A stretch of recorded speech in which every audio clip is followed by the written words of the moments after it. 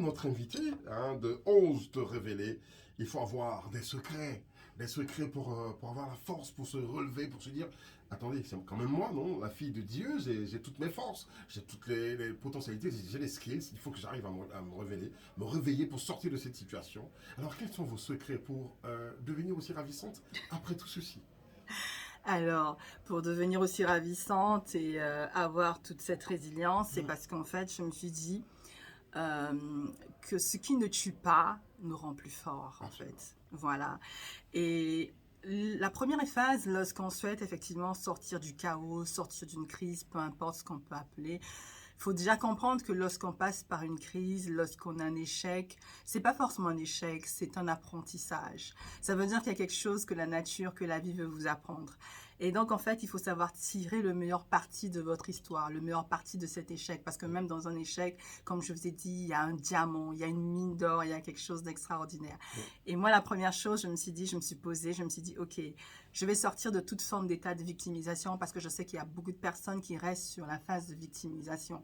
OK, j'ai pas d'emploi, j'ai été virée, c'est pas de ma faute, je suis née dans une famille qui est pauvre. On est toujours en train de se victimiser. Le président ne permet pas qu'il y ait des emplois. En fait, c'est toujours la faute des autres. Mais là, on est en mode victimisation. Et quand on veut rebondir, quand on veut vraiment prendre le contrôle de sa vie et développer son plein potentiel, il est important vraiment de devenir responsable.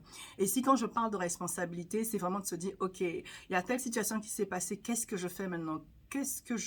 Comment je peux transformer cette situation en quelque chose de positif? Parce qu'en réalité, nous avons tous cette capacité en nous. C'est simplement que nous ne prenons pas conscience de cela, en fait. L'être humain est doué de plusieurs capacités, d'un potentiel extraordinaire.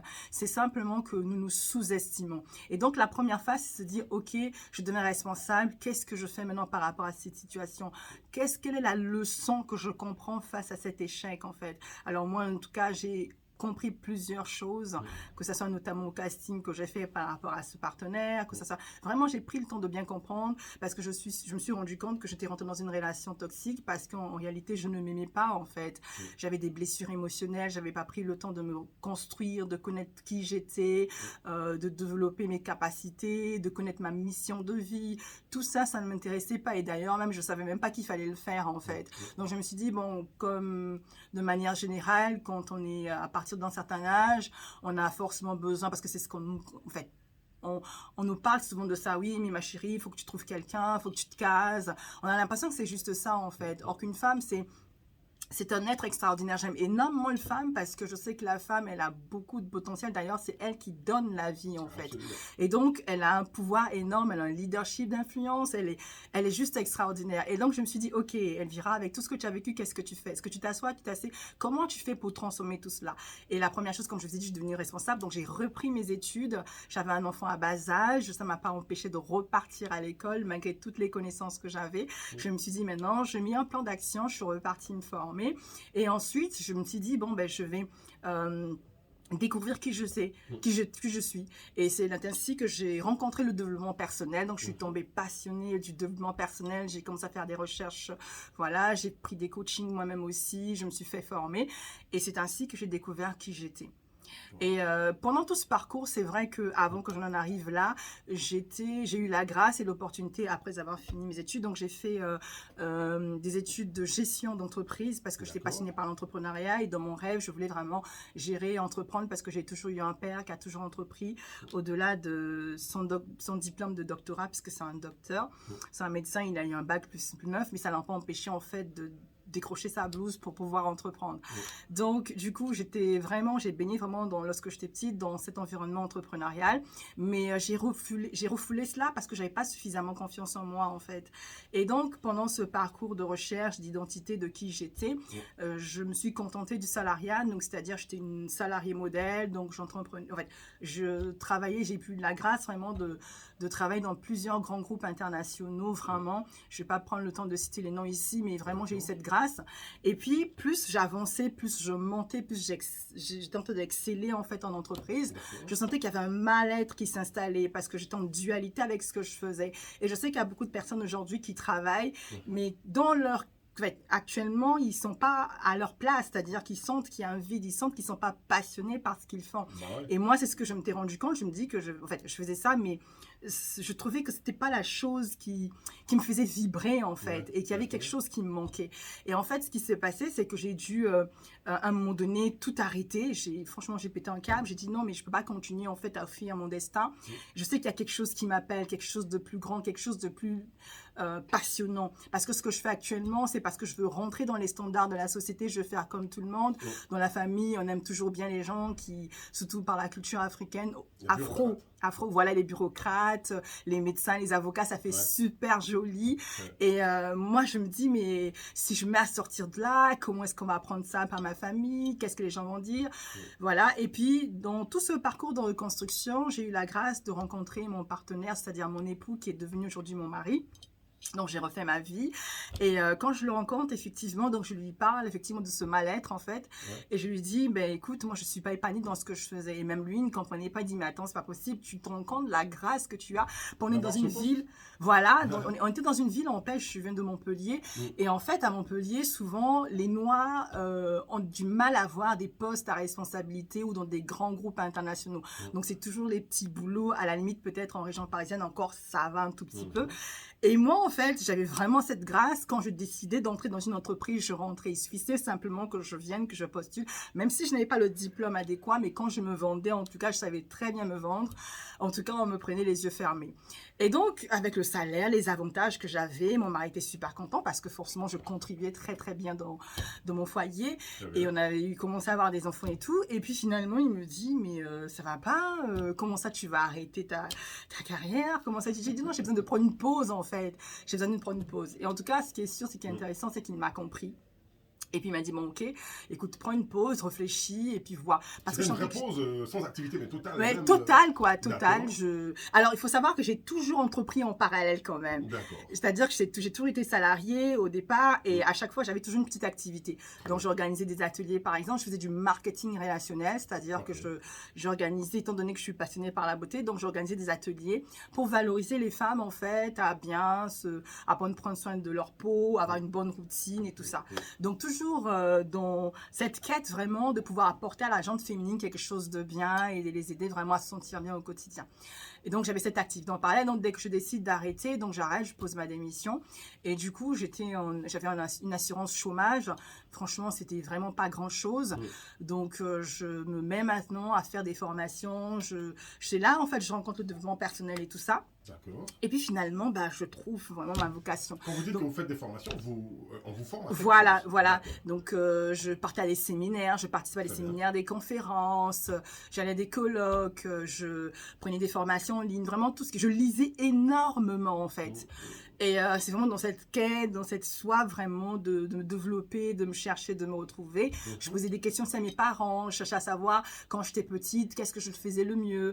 Vraiment toutes ces questions-là vraiment m'ont vraiment aidé à remonter la pente. Et puis finalement, j'ai rencontré un des mentors, des coachs qui me coachaient. Et du coup, on a compris effectivement à quoi j'étais faite, en fait, quel était mon rôle, l'une de mes passions et tout. Et donc, quand j'ai découvert ça, c'était le coaching. Et puis je me suis dit, mais attends, je ne vais pas devenir coach, c'est pas possible. En plus, avec la mauvaise... la manière, non pas la mauvaise expérience qu'on a aujourd'hui avec les coachs, puisque aujourd'hui franchement les coachs ils sont vraiment très très mal vus, il y a un peu tout et n'importe quoi. Et je me dis non mais attends, je vais pas faire ça. On arrive à faire la différence quand même. Voilà, exactement. Mais déjà dans le milieu il y a beaucoup de personnes qui ne comprennent pas déjà ce que c'est le coaching en fait. Et donc je me dis mais non mais pas ça, autre chose. Moi je m'attendais à autre chose. Et en fait j'ai fait le parallèle avec le coaching et ce que je vais faire, mais surtout ma spécialité c'est vraiment révélatrice de potentiel. Donc vraiment aider les gens à révéler leur plein potentiel, à faire ressortir le meilleur d'eux-mêmes, à pouvoir le maximiser, le déployer pour vivre une vie épanouie. Et quand j'ai trouvé ça, je me suis dit, mais attends. Et j'ai fait le parallèle avec mon enfance parce qu'entre guillemets, lorsque j'étais petite, mon rêve en fait que j'avais en tête, c'était vraiment d'aider les femmes à les aider à enfanter, à être obstétriciennes. Et donc quand j'ai fait le parallèle avec révélatrice de potentiel, c'est là que j'ai dit, ouais. Je comprends. En fait, c'est la voie parce qu'en réalité, pendant un moment, j'ai souffert d'un certain complexe d'infériorité parce que je n'avais pas pu faire médecine. C'est vrai que dès le départ, je ne vous ai pas dit, je voulais faire médecine et puis finalement, les circonstances de la vie ont fait que je ne pouvais plus continuer. Il fallait que je me remette rapidement dans le domaine du travail. Et donc, j'ai arrêté tout ça pour faire des petits boulots.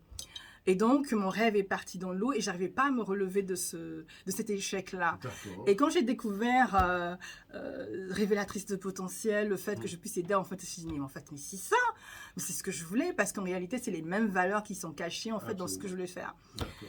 Et finalement, du coup, je décide de me lancer. Mais c'était dur aussi, pareil. C'est encore le syndrome de l'imposteur. Qui suis-je pour faire cela? Il y a déjà beaucoup de personnes qui sont là. Voilà. Mais vraiment, pour vous dire en réalité que la première phase, c'est déjà de sortir de la victimisation. Ensuite, c'est de demander de l'aide. Parce que forcément, je me suis fait coacher, je me suis fait mentorer. Je ne me suis pas faite toute seule. On a toujours besoin d'autres personnes pour nous challenger, pour nous motiver.